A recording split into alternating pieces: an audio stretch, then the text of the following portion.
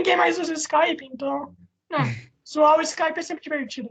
Então vamos lá, eu vou me apresentar, depois vocês se apresentam. Opa, e aí pessoal, bem-vindos ao Vitas Podcast, meu nome é Larissa Franzato, estamos aqui com o Andrioli e o Anderson. Se apresenta para o pessoal, vamos começar com o Anderson e depois a gente vai com o Andrioli. Bem, eu sou Anderson Alvaz, eu sou ilustrador, designer do Rio de Janeiro, vivo em Juiz de Fora, Minas Gerais, e eu tenho um projeto chamado Folclore BR, uma nova visão, onde a gente compartilha lá diversas coisas relacionadas a folclore, cultura pop, tentando fazer uma relação aí entre as questões da cultura brasileira e como a gente pode trazer mais essa discussão de cultura através de diversos aspectos aí que a gente consome tanto no meio da cultura pop e nem percebe que existe muito folclore em tudo que é lugar. Então essa é a nossa provocação lá constante, através de podcast, lives e tudo mais, nas redes sociais, tudo que é lugar, só buscar Folclore BR. E é isso, estamos aí pro bate-papo, que falar de folclore é sempre bom. É isso aí, pessoal. Eu sou Andrioli Costa, sou jornalista e pesquisador natural de Mato Grosso do Sul, mas vivo no Rio Grande do Sul, pelo menos por enquanto, né? Estou aí tentando passar em seleções docentes, em concurso público para professor no Brasil inteiro. Então, aonde que me aceitarem, eu estou chegando. E eu tenho o Colecionador de Sacis desde 2015, que é o meu site de divulgação folclórica, e aí eu vou atuando em todas as frentes, né? Seja da pesquisa acadêmica, seja na divulgação ali comunicacional de folclore, seja escrevendo ficção, seja ensinando, né, também. E assim a gente vai indo, né? Porque a luta aí para falar de folclore né, tem muitas frentes. Cara, um dos motivos de eu chamar vocês aqui, além de folclore ser muito interessante, é que eu estava discutindo com meu irmão, né, esses dias, e meu irmão ele estava comparando a mitologia com o folclore. Eu sei que não dá para comparar nenhum dos dois, mas eu estava fazendo isso, então eu queria perguntar para vocês, qual que é a diferença de mitologia e folclore? Vai lá, Anderson. Bem, eu acho que de uma forma bem simples de perceber isso, de mitologia e folclore, né? Porque a gente tem uma carência muito grande de falar de uma mitologia nossa, né? Então parece que você transforma a mitologia em uma coisa muito simples e todo mundo tem uma mitologia, como se todos os países tivessem a sua mitologia, e aí tem a mitologia brasileira também, que nós temos a nossa, e aí mistura com folclore, mistura com personagens que conhece. Só que a estrutura das palavras não tem nada a ver com uma com a outra, né? Elas conversam, mas não tem a ver. E aí, talvez o maior problema esteja nelas conversarem, porque as pessoas adoram misturar tudo que não faz nem sentido misturar. Imagina o que até faz sentido em algum lugar, né? Então, mitologia, ela geralmente está pensando o mundo. Então, é um povo pensando em significar os símbolos do mundo. Então, você vai ter lá entidades, não só entidades, mas criaturas e questões também que envolvam esses envolvimentos mitológicos, não só dos deuses, mas de personagens, personalidades que formaram o mundo, que fizeram o mundo acontecer. Isso vão ter vários povos que vão ter sua construção de ideia de mundo. Então vai ter o deus da água de um povo específico, de um lugar específico. Então, como no nosso país nós temos vários povos espalhados pelo que nós hoje chamamos de Brasil, não dá para dizer que nós temos uma mitologia pertencente a esta terra, aos povos que estão nesta terra. Então, temos centenas. Então, assim, não dá, são muitas ideias e muitas coisas. Se você reduzir tudo à mitologia brasileira, acabou. Aí você perdeu todo o sentido da própria questão da palavra e tal. O folclore, ele está mais envolvido aos movimentos das pessoas, tipo, ao conhecimento do povo como grupo social. Então, assim, são questões de grupos sociais específicos. Então, você vai falar ali de simpatias, você vai falar de questões que estão envolvidas também a personagens, mas aí são personagens que são mitos e lendas locais, são de um lugar específico ou não, mas aí eles são...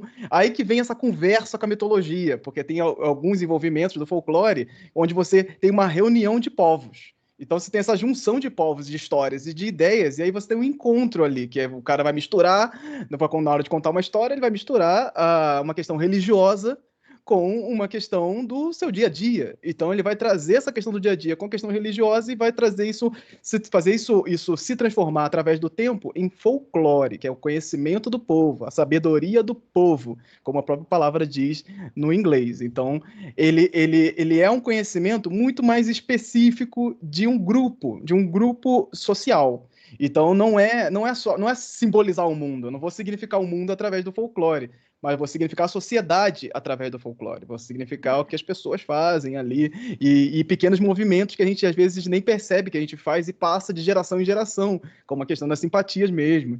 Então tem várias dessas histórias que são passadas de pai para filho, a avó que conta a história, não só a história, mas também os modos de fazer artesanato, fazer comida, Então são coisas que são passadas de pai para filho e tal. Então relacionar isso direto com mitologia, dentro dessa explicação aqui já não faz sentido, porque são coisas que estão caminhando em lugares diferentes, apesar de conversarem, porque estamos na sociedade, estamos vivendo em comunidade, é claro que as coisas vão ter uma comunicação ali, elas vão conversar, porque tá todo mundo junto aqui, a gente está conversando, a gente está sem esse comprometimento de pensar na coisa de uma maneira muito metódica, né? Uma coisa muito acadêmica. A gente não tá pensando nisso. Quando você tá contando uma história, você não tá pensando, pô, será que é mitologia?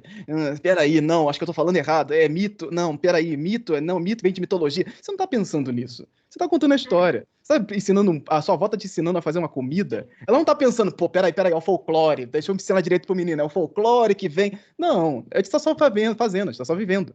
Então, é isso que é importante a gente não misturar, porque a gente está juntando coisas e comparando, isso que é o pior também, comparando, degladiando coisas que não fazem sentido. Assim, é um costume nosso aí de querer botar um embate em tudo na cultura, né? Tudo tem um versus, tudo é contra, tudo é imagina isso versus aquilo, e não é isso. A conversa sobre cultura não é sobre quem é mais forte, quem é melhor, e é sobre as pessoas, sobre a história, de como nós estamos vivendo nessa terra, né? Como nós estamos convivendo uns com os outros. E é sobre isso.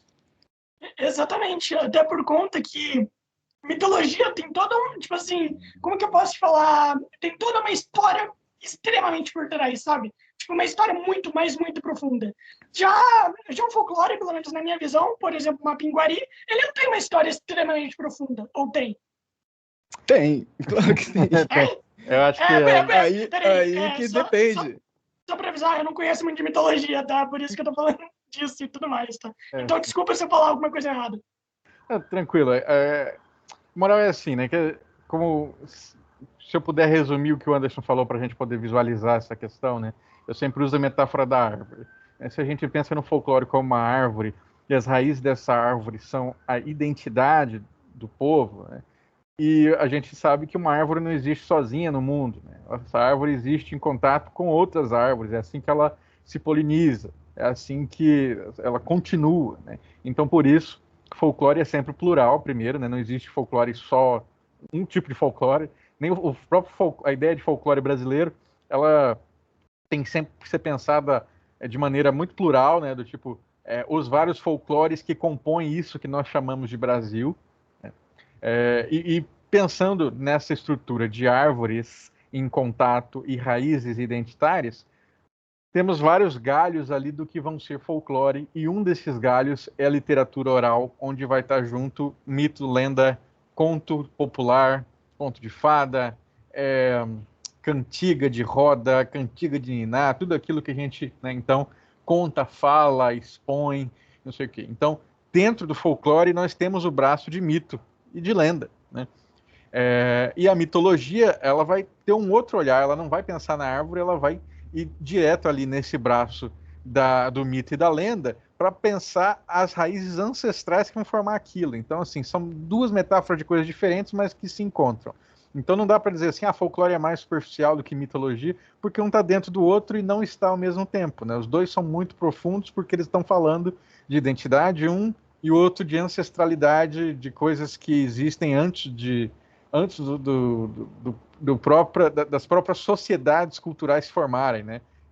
O mito vai estar ligado ao arquétipo, e o arquétipo é desde que o homem é homem, e a primeira vez que ele se levantou das quatro patas, né, e se botou de pé, ele está buscando a ascensão, ele está pensando num arquétipo, então, ascensional, onde o que está para cima vai ser solarizado, vai ser bom, vai ser incrível, né, poderoso, e o que está para baixo vai ser o mundano, né, o não. Então, desde que o Homo sapiens se bota de pé, a gente está formando arquétipos e pensamentos. Então é diferente, né? Os dois são muito poderosos, mas é diferente. Qual foi o primeiro folclore que foi criado, assim, repassado em geração em geração? Tem? Possível. Não dá para saber? Não dá para saber. A primeira vez que uma mãe ensinou o filho a fazer uma coisa e esse filho foi lá e ensinou o seu filho, aí é folclore. Porque o folclore está ligado à tradição, né? E a tradição é isso, né? É aquilo que você faz, não só porque é lógico, porque tem lógica, não só porque vai te trazer uma vantagem, sei lá, eu vou fazer isso porque não sei o quê. Não, a gente faz por imitação. E faz por imitação porque a gente aprendeu com pessoas que não são queridas. Então, por isso que, vamos dizer assim, a gente sofre tanto na pandemia, né? Ao encontrar alguém que a gente conhece e não poder ir lá e dar um aperto de mão, um abraço, 2, 3 beijinhos, dependendo da região onde a gente vive, porque a gente tem o costume de fazer isso. E esse costume, ele é lógico, racional? Não, né? Por que você aperta a mão de uma pessoa para construir esse tipo de relação? Não tem necessidade. Outros países do mundo não fazem isso. Mas nós fazemos, nós somos muito do toque, né, do encontro. E na pandemia a gente sofre porque temos esse impulso de ir lá apertar a mão do cara e dar um abraço nele, né? E aí a gente precisa se forçar num comportamento que não é tradicional, então que não está ligado nessa imitação ancestral, né, que é de ficar dando soquinho, batendo com o cotovelo, né, essas coisas todas aí que a gente aprendeu na pandemia. Aí você pode até pensar numa outra pergunta, que se a pandemia durasse 10, 20, 30 anos e a gente nunca mais pudesse ir lá e apertar a mão do nosso amigo, isso viraria folclore, o cotovelinho e o soquinho? Sim, essa é a resposta, né? Isso para a gente ver como o folclore está sempre se transformando, né? Dependendo do contexto que a gente vive. Onde a gente não pode se tocar, a gente encontra outras maneiras de expressar o toque, e isso vai gerar outros folclores. Aliás, mano, por exemplo, como que vocês foram trabalhar no Folclore BR? Por conta que eu pesquisei, né? Mano, por muito tempo, pessoa que falava de folclore. Por muito tempo, eu só achei vocês aqui no Brasil que falavam de folclore. E eu achei isso bem estranho, por conta que deveria ter. E, aliás... É porque são os velhos. Os velhos, eles não estão na internet. Exato. Aliás, o Anderson me falou uma coisa bem interessante. O Anderson falou que vocês não são folcloristas, e folclorista é algo muito mais avançado. Então, como que eu me tornaria um folclorista? Como que alguém se torna folclorista? Eu vou ter que responder essa de novo, eu estou falando demais aqui, depois a próxima é sua, hein, Anderson. Mas, então, eu respondi esses dias isso, né, porque o pessoal às vezes tem essa inquietação, né. E tem duas formas principais, né, porque o folclorista, nesses termos, né, ele engloba dois tipos de profissional. Isso, inclusive, é um dos motivos pelo qual pesquisadores não gostam desse nome, né. Alguns vão defender que eles são folclorólogos, que eu acho horrível, né, porque eles dizem que eles estão ligados ao logos do pensamento, né, o pensar o folclore. Então, a minha professora, a minha mestra, por exemplo, ela diz isso, né? Então, e dentro do aspecto dos folcloristas, a gente tem os pesquisadores e os agentes culturais, né? Então, se você for para o lado do pesquisador, você estuda, né, vai para uma das áreas das ciências sociais ou ciências sociais aplicadas, e ali você encontra braços diferentes que vão te fazer chegar ao folclore, né? O meu braço foi da comunicação. Temos uma área chamada folk comunicação, que ela vai pensar que o folclore é um jeito de se comunicar, né? Você conta história, os cantadores faziam toadas ali falando sobre notícias da época, né? Eram todos modos de você falar sobre o tempo presente, então isso faz parte da comunicação. Cheguei no folclore por aí. Agora, se você for ser um agente cultural, aí tem outros caminhos, né? Especialmente no âmbito das artes, né? Quem faz ali curso de dança tem aula de folclore, curso de artes vai ter aula de folclore, vai ser um arte educador, os contadores de história, aqueles que vão lidar com gestão de patrimônio e aqueles que vão,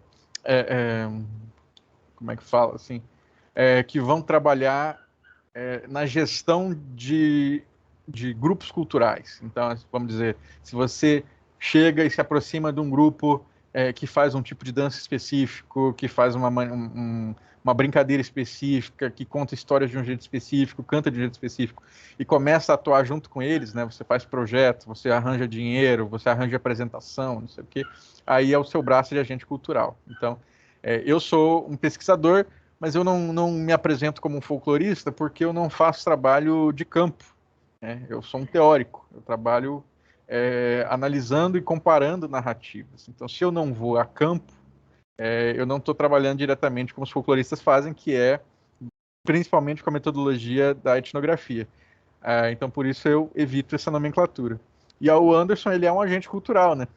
Ele é esse agente cultural, só que também não está ligado a um grupo específico, né? Ele não está ajudando ali uma comunidade tradicional, não sei o quê. Ele está falando sobre folclore em sentido amplo, então ele é um comunicador.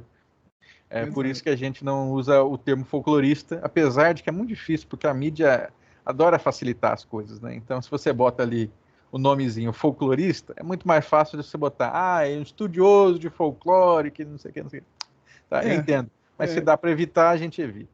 É isso, porque tem essa necessidade de marcar isso, né? Como é que eu marco essa questão? Que você é o quê? Você mexe com isso, então você é alguma coisa. Então você é alguma coisa que mexe com aquilo. Então você vai dar para a pessoa uma função.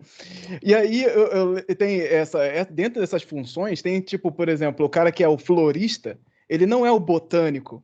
Ele é florista, ele mexe com flores, ele trabalha, ele vende, mas ele não é botânico, que estuda as flores. Então, assim, mas aí vem isso, você quer relacionar todas as coisas e todas essas palavras, e aí você quer colocar florista, né, no mesmo lugar da pessoa que trabalha na pessoa que mexe com. E não tá nesse lugar. E é isso, dentro dessa salada que é a comunicação, de forma geral, é mais fácil, é isso, é mais fácil marcar como folclorista, porque nem as pessoas que marcam sabem o que é um folclorista. Então eu vou mexe com folclore é o quê? Folclorista, porque é a única palavra que está associada a quem mexe com folclore, vamos dizer assim. Então é mais fácil falar que é folclorista. Só que a pessoa que faz isso, e dentro das mídias, isso é muito, muito, muito comum, geralmente não sabe o que é um folclorista. Então faz sentido numa coisa assim bem, bem rápida, de você pensar, pô, quem mexe com folclore mexe com o quê? Pô, aí é o quê? Folclorista, beleza, então vai lá e bota. Então parece que é suficiente. Mas não é, porque de fato não é o que a palavra significa. Não é que quem é folclorista é só isso. Não é só isso. A pessoa que fala de folclore é folclorista. Não. Por isso, tem gente que fica lá no Twitter, assim, falando abobrinha, né? Dizendo assim, porque os folcloristas, eles fazem isso, eles falam isso aqui no Twitter. Que folclorista que você tem no Twitter? Bom, se eu não me apresento como folclorista, eu não tenho nenhum outro, assim. São todas pessoas curiosas, interessadas em falar, e aí eles leram 1, 2 livros, às vezes nem isso, né? Viram ali toda notícia, escola não sei o quê, né? E aí pega ali algumas informações e estão passando para frente porque eles são entusiastas, mas eles não são folcloristas. Então, Exato, por isso que a gente é muito vigilante com o termo, porque folclore, o pessoal acha que folclore é bagunça, né? Mas não é. E aí, essa é uma das minhas tarefas, assim, durante muito tempo na academia, eu tive que evitar falar a palavra folclore porque eu era rechaçado, né? E aí, a partir do momento em que eu estou num pós-doutorado, que eu estou numa comissão de folclore, que eu estou nas consultorias de folclore para documentário, não sei o quê, eu sou capaz de transformar o campo de dentro e de fora. Então, se eu preciso assumir esse termo. Então, aí, de uns anos para cá, eu boto folclore mesmo, boto nota de rodapé, insisto, dou aula sobre por quê, né? Porque não é bagunça e a bagunça que tem a gente organiza. Então, perdão por botar vocês como folcloristas, tá? Perdão mesmo. Que eu tive o meu pensamento que vocês estavam falando, tá? Sabe, quem trabalha com folclore é folclorista. Então, desculpa. E eu descobri a palavra folclorista um pouco antes de eu colocar vocês como, então eu pensei que era isso. Tranquilo. Mano, vocês dão aula sobre folclore e tudo mais, né? Então eu queria muito saber de vocês. Vocês acham que as escolas, elas levam a sério pessoas que falam de folclore? Ou quando vocês vão lá falar, pô, eu quero falar, eu quero 1 minuto do tempo de vocês para falar de folclore, e a escola meio que assim de vocês, alguma coisa do tipo. Vocês acham que a escola leva a sério ou não? Então, o que eu vou falar aqui é um lado é que eu não dou aula de folclore, mas eu faço palestras, porque eu sou entusiasta, eu sou agente e eu vou ali falar sobre, mas eu não dou aula, não vou fazer uma coisa nesse sentido, Sim, porque era realmente isso não que é eu a ia minha área. dizer. Mas, assim, nesse caso, eu já dei muitas palestras em escola, falando sobre folclore, faço isso com bastante Uhum. frequência, e eu percebo que dentro desse contato existe um espanto. Porque as escolas tratam o folclore de uma maneira muito, muito rasa, como muitas questões são tratadas em escolas mesmo. E o folclore ele fica subjugado ao lugar que é de uma coisa muito menor, infantil, de Monteiro Lobato, etc. E é isso. É uma coisa que está parada no tempo, etc. Isso vai entrando na cabeça das pessoas, porque é o que está lá na base, bem uma coisa bem rasa sobre o conhecimento do que significa folclore. E aí, quando eu entro nas escolas para falar sobre isso, e mesmo para as crianças, onde eu vou apresentar o folclore pelo mundo, nas coisas que elas consomem, existe um espanto do tipo: peraí, ele tá falando de folclore, eu achei que ele só ia falar de Curupira, Saci e Mula Sem Cabeça. O que que tá acontecendo? O que que ele tá falando? E aí as pessoas começam a entrar e entender e se sentir mais confortáveis em ver outras coisas, em ouvir outras questões envolvendo o folclore, que eu vou falar de criaturas em um certo momento, mas é um detalhe, muitas vezes, porque eu quero realmente causar esse espanto. Que o folclore não está só nessas criaturas. Então, assim, as criaturas são uma parte, é uma parte mínima do que eu vou falar relacionado a isso. E aí, quando eu vou fazer esse paralelo com cultura pop e tal, eu começo a trazer alguns elementos, mas vou falar da cultura brasileira também. E aí, isso dá um nó na cabeça das pessoas dentro da escola, porque a perspectiva da escola é bem rasa, assim. Então, quando você vai chegar e falar disso, o que as pessoas esperam é que você conte histórias.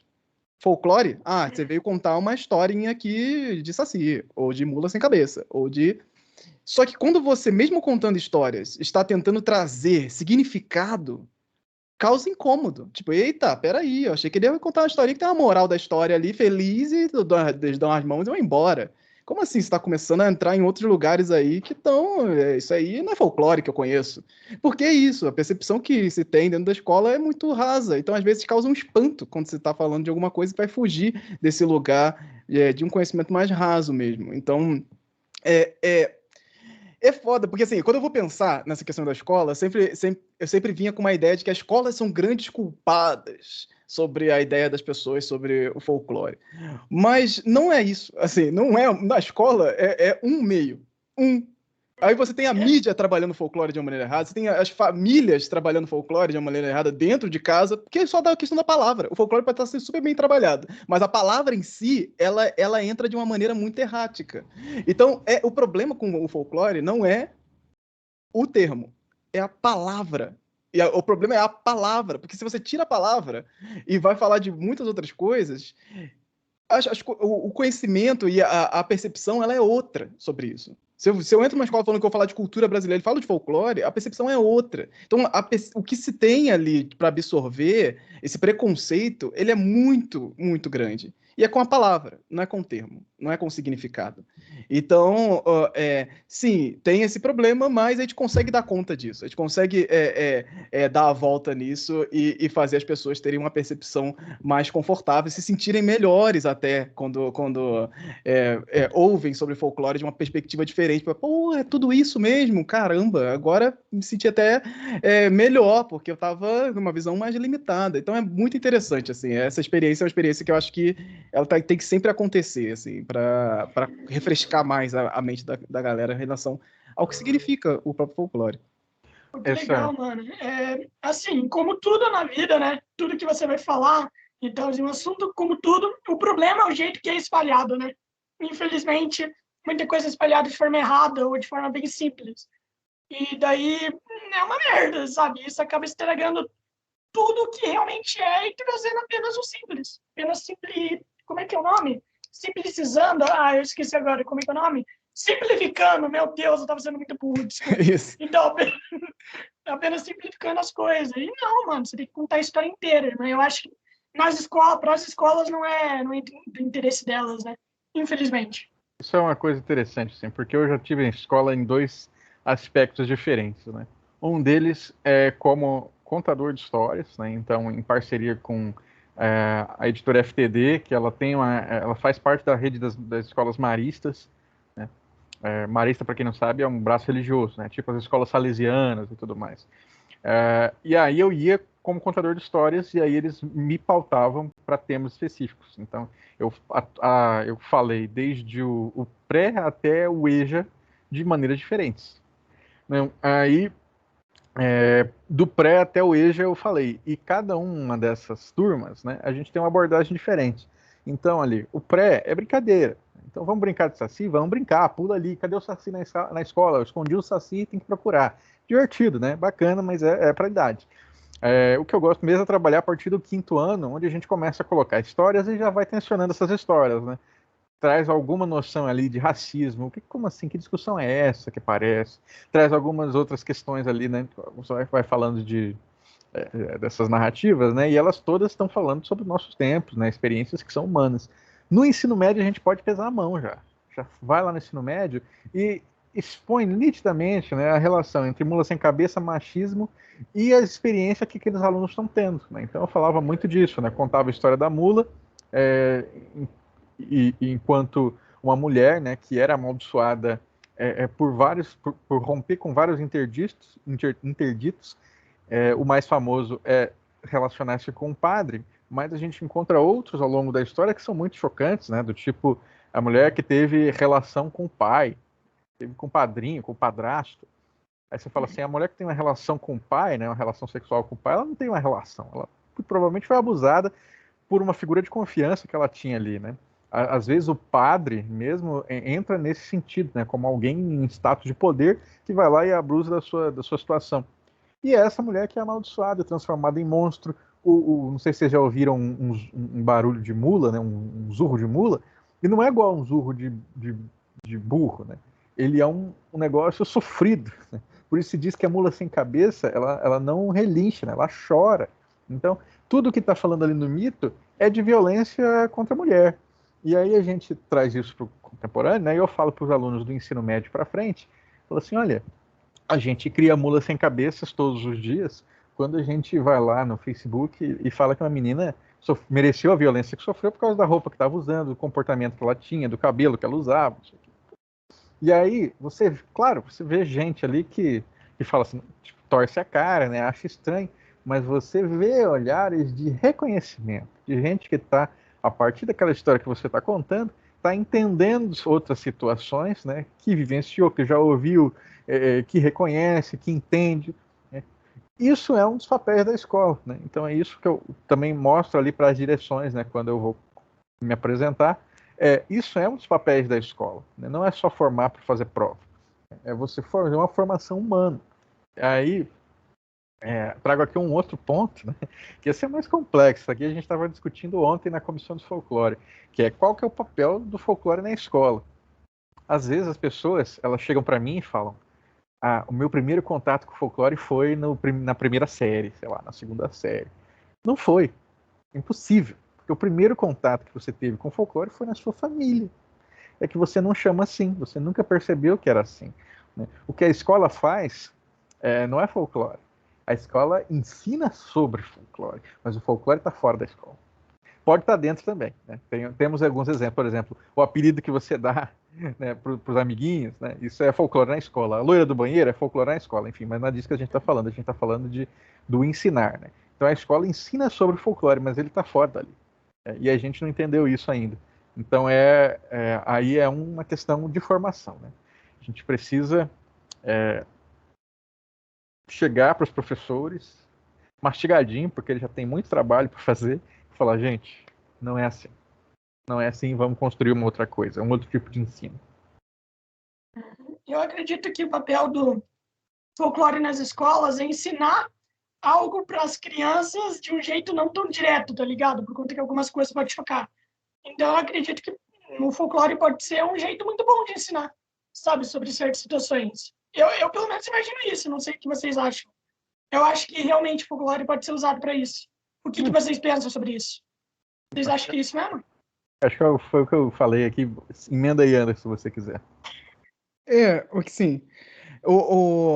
A gente não pode pensar nesse aspecto só limitante ali, né? Tipo, que o folclore ele vai ser danoso, ele vai ser benéfico, ele vai. Folclore ele é. Então, assim, não dá para pensar que a gente vai ensinar muita coisa através do folclore. O folclore ele já está ali. No caso, a gente precisa fazer as pessoas perceberem. Então, a aula ela é sobre perceber o seu redor, olhar, observar, entender os símbolos que já estão ao seu redor. Esse folclore que existe na escola, ele também existe na sua casa, ele existe na rua, ele existe em qualquer lugar onde tem pessoas agrupadas, formando uma sociedade, formando um grupo. Então, assim, você vai ter folclores em grupos específicos também, que participam de festas, que participam de eventos. Então, o folclore, ele não é uma coisa sólida. Ele não é um artefato que você vai conseguir encontrar de uma forma. Ele está orgânico no que nós estamos fazendo. Então, a ideia do ensino é fazer as pessoas perceberem, a se atentarem a esse fato, de olhar para a comida da avó dela e falar, putz, essa comida com receita secreta aqui, o que diabo é isso? E é olhar para isso com carinho, olhar para isso com essa identidade, com essa questão de conexão com a sua família, de conexão de como as coisas acontecem ao seu redor. Muitas vezes a gente está só vivendo no automático e não percebe o quanto de simbólico existe ao nosso redor que forma quem nós somos, que forma esse nosso caráter e essa nossa forma de ser.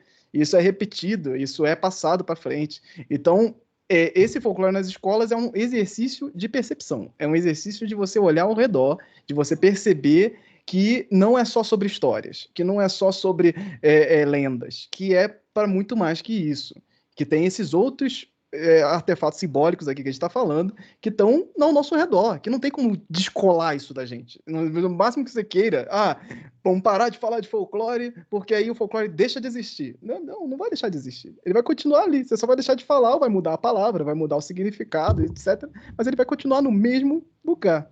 Então não é sobre esse objeto folclórico, porque ele não existe, ele está fluido. Ele tá, é como se você explicar para as pessoas o que é o oxigênio, o que é as coisas que estão ao nosso redor que nós respiramos. Nós respiramos o folclore o tempo todo.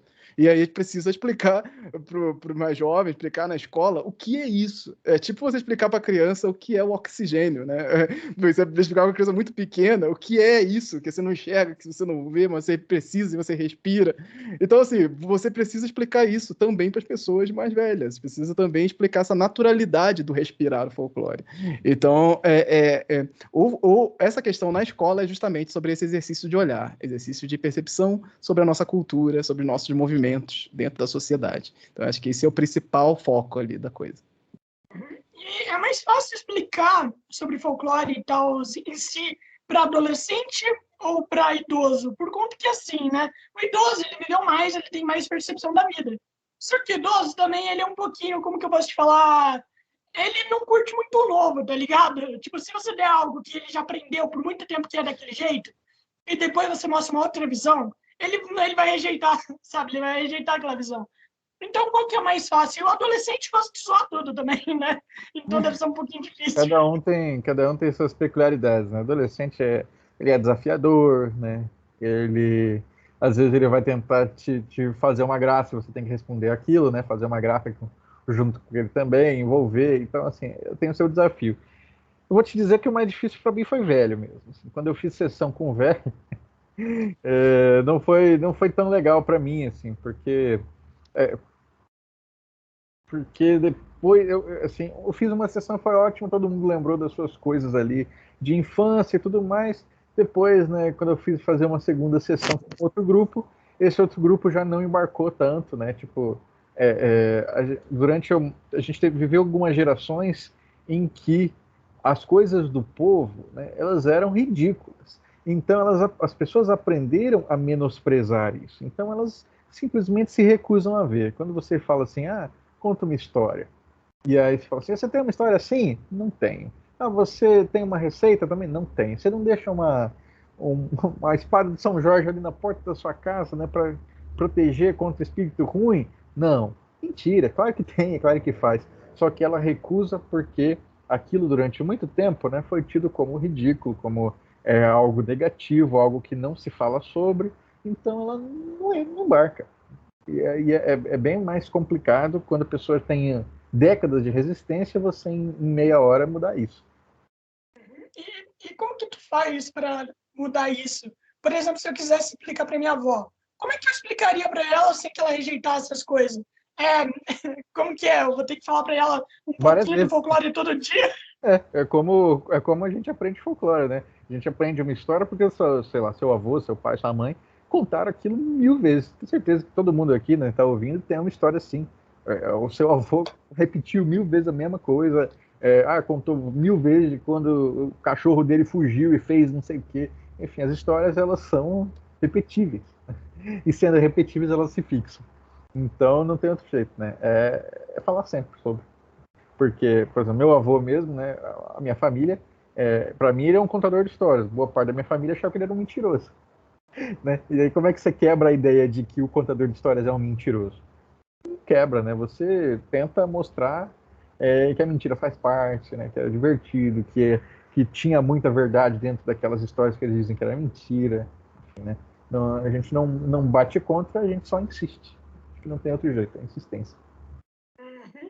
E, peraí, o Anderson não respondeu. Anderson, responde aquela pergunta lá do idoso e do adolescente, que eu quero sua resposta sobre isso. Não, eu acho que existe uma resistência maior das pessoas mais velhas por conta dessa construção de mundo já. Ela já tem uma construção que nada mais vai derrubar. Se ele não tem uma mente aberta ou não viveu com essa mente aberta para receber coisas novas e está sempre se renovando e tal, ele vai solidificar o mundo. O mundo para ele é aquilo e ponto final. E para mudar é muito mais complicado isso para qualquer assunto. Então vai ter assunto, inclusive, que as pessoas mais idosas, vocês já devem conhecer alguma história dessa, no qual a pessoa finge que entendeu. Ela não entendeu, mas para te respeitar, ela finge que entendeu. Ela vai ter todo um arcabouço de palavras e de formas de falar para te confortar. Mas não que ela tenha entendido, mas porque ela quer te respeitar. Então ela vai fingir que entendeu. Porque, de fato, aquilo não é absorvido por ela. Não é absorvido pela geração e por momento que ela está na vida. Dependendo dessa idade, ela está num momento da vida que simplesmente não quer mais receber essas questões de novidade e tudo mais, e repensar a vida. Para ela, o folclore, por exemplo, sempre esteve lá, só que chamava de outra palavra, ou não chamava de nada, e tá tudo bem. O fato de você ensinar vai depender muito se ela quer aprender. Se ela não quer, assim, você vai continuar insistindo e uma hora ela vai absorver ou interpretar ou te respeitar tentando dar uma melhor resposta possível. Por que isso? Às vezes a gente não precisa também insistir tanto, porque se a pessoa ela não entende nesse aspecto, o problema dessa discussão está no lugar onde o Andrioli está, que é no fator de decisão de coisas. Quando as pessoas mais velhas e que têm todo um conhecimento e que têm o poder de decidir coisas em aspectos políticos, culturais, etc., para você ir lá insistir, complica mais, porque você precisa que ela que está nesse lugar tão alto da sociedade entenda o que você quer dizer e você consiga fazer com que ela faça passar aquela coisa que é mais ligada ao público jovem, que é mais conectada. Então, quando a pessoa está nesse poder de decisão, isso é um dos grandes problemas, inclusive, que nós temos na sociedade hoje, né? Essas pessoas mais velhas estão em poderes de decisão muito importantes, tomando decisões muito importantes para coisas que elas não fazem sentido do que significa. Então, assim, ela não faz sentido e nem quer saber. Então, assim, é isso que complica tudo. A gente está querendo mudar, está querendo renovar, fazer uma coisa, repensar esse campo, esse universo, só que ali a pessoa está nesse poder de decisão, e às vezes ele é, sim, aquele homem branco, sisudo, que não quer saber de nada, que é conservador, que não quer passar nada. Ponto. Como é que você faz isso chegar? E ela está sentada nesse lugar onde que se ela aperta o botão, muda as coisas. Então, como é que você faz isso? Aí que está o maior problema. O problema não está no nosso seio, no nosso redor. Está nesses lugares de transformação. Esses grandes palanques de transformação da sociedade, na política, nas organizações sociais, nos movimentos, onde tem pessoas que simplesmente sentaram em cima do que tinha que fazer e o que der na cabeça ela faz. Ela não está ali para absorver. Então, ali está um problema que sim precisa ser tratado, sim precisa ser atacado, conversado e constantemente perturbado ali para as pessoas entenderem que existe uma gama de pessoas que querem mudar, que a sociedade está mudando, que as coisas ao redor estão mudando.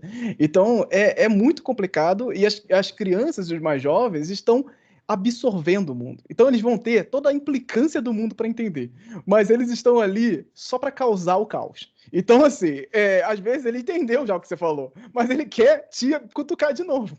Ele quer fazer a pergunta que vai fazer a turma rir. Ele quer fazer a perguntinha que vai te incomodar. Por quê? Essa é a missão dele no mundo no momento. Então, esse meio do caminho a gente já está se entendendo. Então, ali já tem uma coisa diferente para se tratar. Mas nos mais velhos você tem realmente essa questão que forma na sociedade que pessoas muito sisudas e com pensamentos muito petrificados, que fica difícil ali você caminhar com certas questões que estão ligadas à grande parte da sociedade, à maior parte da sociedade, muitas vezes.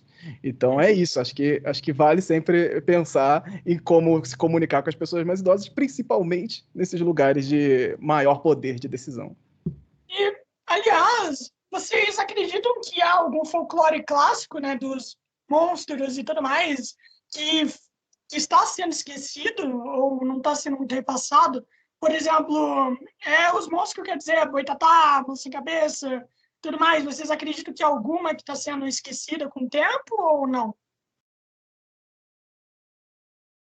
Bem, você vai responder essa aí, né? Eu respondo assim, que se está esquecido, faz parte. Isso é difícil, viu? Muita gente não vai entender, mas faz parte. Porque tem, para que a gente lembre, né? A gente às vezes esquece isso, né? Mas que para que exista lembrança, é preciso que haja esquecimento. Que se ficar tudo ali, né? A gente tem condição de processar isso, né? Isso falando da nossa memória individual. Imagine pensando na nossa memória coletiva, né? Que ali o folclore vai fazer parte. Então, coisas somem o tempo inteiro, né? Para que outras coisas surjam ou para que coisas antigas ressurjam, né? Com outros aspectos, outras formas. Então, por um lado, sim, muita gente está esquecendo, né? E faz parte. Por outro lado, muita gente está conhecendo de outras formas, né? Conhecendo pela mídia, e aí é super preocupante, eu acho, porque se a mídia faz um trabalho relaxado, né, as pessoas vão conhecer uma história relaxada, né? Do tipo o corpo seco sem corpo do Cidade Invisível, que é super esquisito, e as pessoas começam a achar que o corpo seco é um espírito possessor, que nunca foi, né? Então, assim, é complicado, né? Mas, né, temos sempre aquela norma, né? Que se fica é porque impactou, porque tem lastro, porque tem sentido. Se não tem, vai sumir, né? Então, acho que essas coisas que são muito efêmeras, muito da moda, elas tendem a sumir, né? E outras coisas a ficar. Então, assim, não sofram com isso, né? Não pensem assim, ninguém conta mais história de Saci, conta, assim, é que você não ouviu, você não circulou direito, talvez você não tenha ido falar com as pessoas certas, mas se conta, né? E se conta cada vez mais. É porque tem outras histórias todas aí concorrendo, né? Que por isso, né, algumas coisas vão sendo esquecidas e outras lembradas. Aliás, eu acho que me mandaram, né, eu fazer essa pergunta para vocês. O que vocês acharam daquela série da Netflix sobre folclore lá que ela fez? Sabe, que tem os personagens de folclore e tudo mais. O que vocês acharam daquela série? Vocês assistiram ou não? Fala aí. Sim, a gente assistiu, inclusive lá no Folclore BR tem lá toda uma programação que fizemos sobre Cidade Invisível 4 horas de live. Quando lançou no ano passado, nós fizemos uma live de 4 horas, que aí agora ela tá divididinha lá nas partes dos personagens e tal, lá no canal. E nesse momento foi muito curioso que ninguém na internet estava falando sobre Cidade Invisível naquele momento, primeiro final de semana. Então juntou uma galera que nunca tinha vindo para o Folclore BR para tentar falar sobre a série, porque gostou muito, queria saber mais sobre os personagens. E a gente destrinchou os personagens lá, falou de cada momento da série específico. Então foi muito interessante essa experiência para trazer o folclore, a palavra, os personagens para um lugar que ainda é bastante recente na mídia brasileira, né? Com esse tratamento, né, de cultura pop, de coisa com cara de super-herói e tal, nessa estética, assim, é uma coisa muito recente. Então, ele veio ocupando um espaço bastante necessário. Então, assim, as pessoas estavam querendo ver coisas como Cidade Invisível. E a série foi um sucesso internacional, porque a Netflix já estava nesse movimento também de trabalhar essa fantasia folclórica ali, ficcional, com contextos, inclusive, de detetive, de investigação. Então, foi bastante interessante para trazer a palavra para o alto e para nos ajudar aqui a fazer conexões com as pessoas também nessa comunicação sobre folclore, para além dos mitos e lendas, para além de Monteiro Lobato, que fica muito solidificado na cabeça das pessoas, que é uma coisa parada no tempo e tal. E a série traz muito desses elementos de transformação também, de mostrar essa renovação de personagens, como eles se adaptam à sociedade, como a coisa está entre nós o tempo todo, eles estão convivendo conosco o tempo todo. Então isso foi muito interessante, tem vários pontos ali, inclusive, além dos personagens que também são folclore, que são muito legais na série. Então a gente espera, lógico, agora a série está renovada aí para a segunda temporada, a gente espera que venha mais coisas, que traga o tema para o alto de novo. Ela é uma série importantíssima, apesar de todos os seus defeitos, de todas as suas problemáticas também, que a gente apontou já e aponta constantemente quando fala dela, mas ela traz esse movimento, e é um movimento muito, muito significativo para quem quer realmente se conectar com um público mais amplo sobre cultura brasileira, com esse olhar do folclore, né? Com esse olhar pelas miudezas do povo. E isso é muito, muito útil, assim, como ferramenta. Então, muitos professores vão usar a Cidade Invisível como referência, e aí que entra esse lugar também da responsabilidade desse tipo de material em criar. Porque só criando, inventando, que tem todo o direito de criar e inventar, ele também está botando dentro da sociedade uma nova versão sobre aquelas questões ali. Então, a responsabilidade nesse caminho de tratar esse simbólico também está nesse lugar de, fazer um meio do caminho entre a ficção e o que é na realidade, porque folclore também não é algo inventado, e como também fica parecendo que alguém inventou o folclore e ninguém inventou nada. E aí fica isso tudo misturado nesse campo ficcional, mas aí o cara inventou, e aí o que é na realidade? E que realidade é essa? Folclore não existe. Vocês estão malucos, o cara pode fazer o que ele quiser, porque isso aí tanto faz. Porque entra na sociedade de uma maneira completamente a tiro para todo lado. Então, assim, é muito importante ao mesmo tempo que a gente fica, putz, cara, isso aqui bateu errado na galera, porque a galera pegou agora que corpo seco é a fumaça, pegou agora que o Tutu boto é porco. que o Tutu é um porco, e aí confundiu um monte de coisa na cabeça da galera, mas é muito importante, e é importante, inclusive, pra gente que vai chamar atenção, a gente vai, opa, calma aí, gente, não é bem assim. Então, nos dá material para isso, né? Eu até brinquei no ano passado que o Cidade Invisível é como se fosse o Vingadores do folclore, né? Porque entrou como uma bomba para tudo que é lado, e todo mundo que falava sobre isso, inclusive quem não falava sobre isso, foi obrigado a falar, peraí, eu sou um grande veículo de mídia da cultura pop, preciso falar de Cidade Invisível, de folclore, de cultura brasileira, que é isso? E aí é muito interessante ver a galera se estranhando no meio dessa temática, assim. Então, eu quero que tenha muitas temporadas ainda, apesar da Netflix estar botando aí uns limites para as séries, né? Eu queria que ainda tivesse aí pelo menos mais 3 temporadas para a gente conseguir falar mais de Cidade Invisível e conseguir ter mais pessoas aqui interessadas em produzir mais, porque essa série aí, ela pode ser a porta de entrada para outras séries e filmes, e, a galera vai olhar e falar, dá para fazer coisa desse tipo aí, caramba, interessante. Vão vir bombas também no meio do caminho, como Curupira, Demônio da Floresta, mas vão surgir coisas interessantes também, aí é o que a gente espera, o que a gente torce, e o que a gente também planeja fazer, né? Nós, como criadores de conteúdo, também planejamos, vamos fazer nossa Cidade Invisível aí, vamos tocar isso aí com alguma produtora aí, botar esse projeto para frente. Então isso também faz parte do nosso movimento, né? A gente quer se mexer também em busca de outras possibilidades junto com essa porta que está sendo aberta aí no grande streaming da Netflix e tal. Então a gente quer aí aproveitar essa janela aí, e vamos embora falar de folclore. Mano, que da hora. O Brasil tá faltando muito disso no Brasil. Mano, eu vou um conselho para vocês. Por que vocês não tentam chamar o roteirista de Cidade Invisível? O diretor já é difícil, o roteirista é o que fica atrás, tá ligado? O roteirista é aquele que a galera geralmente não se importa, que a galera não liga muito. Uhum. Então, daí ele fica mais na escondida, assim, o diretor que pega pela fama dele. Então, daí vocês podem começar... Vou te dizer por experiência própria, cara. O roteirista, ele quer ficar escondido mesmo. Ele não quer ser chamado para conversa nenhuma, não. Ele gosta mesmo de ficar escondido. Inclusive, ver comentário na internet faz mal para essa galera, porque nem sempre é bom para produzir e tal. Então, o pessoal quer mesmo ficar escondido. Inclusive, tem uma entrevista com a roteirista-chefe do Cidade Invisível, que ela fez um podcast, dá uma procurada, porque é bastante interessante ver também esse lugar de incômodo, assim, de, pô, não queria bem tá assim, falando tanto sobre isso e vendo a internet, acessando essas coisas, às vezes torna o conteúdo um pouco difícil também para ser produzido.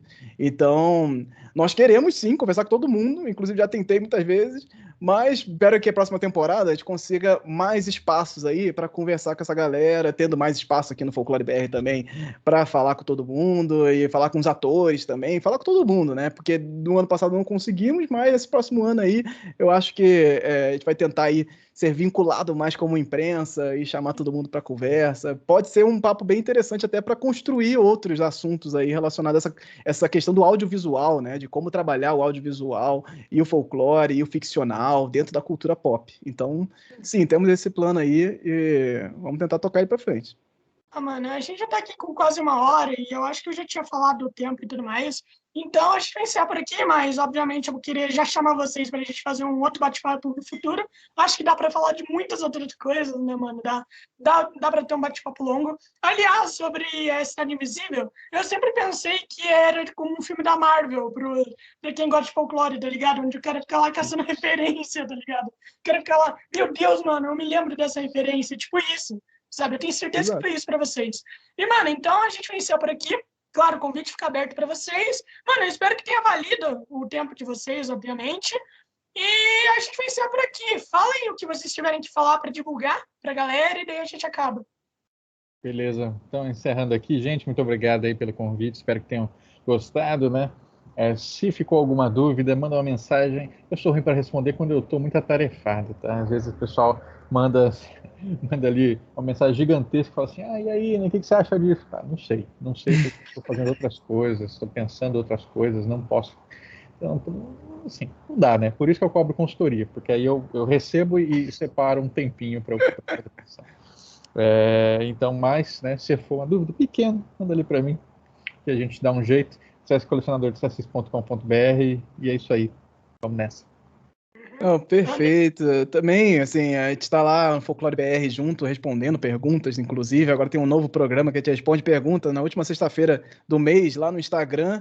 O Instagram é @folclorebr, pode procurar. Inclusive, procura Folclore BR pelas redes sociais. Joga no Google também, Folclore BR, tudo junto, que até ajuda ali a subir mais as minhas perspectivas para o Folclore BR. folclorebr.com. Você encontra todas as informações, todos os links para o podcast, encontra no Spotify também, busca Folclore BR por lá. É Folclore BR em tudo que é lugar, menos no Twitter, porque Twitter, infelizmente, alguém bloqueou lá a maldita da conta e não usa há 10 anos, mas está lá. Então, no Twitter é Folclore _BR.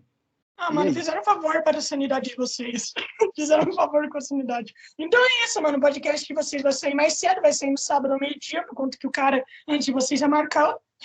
Então, foi mal aí aqui. É que às vezes eu falo muito rápido, daí eu perco o ar. Então, então é isso, mano. Então, daí eu mando o link para vocês. Muito obrigado por terem participado e tenham uma boa noite. Valeu, boa noite. Tchau.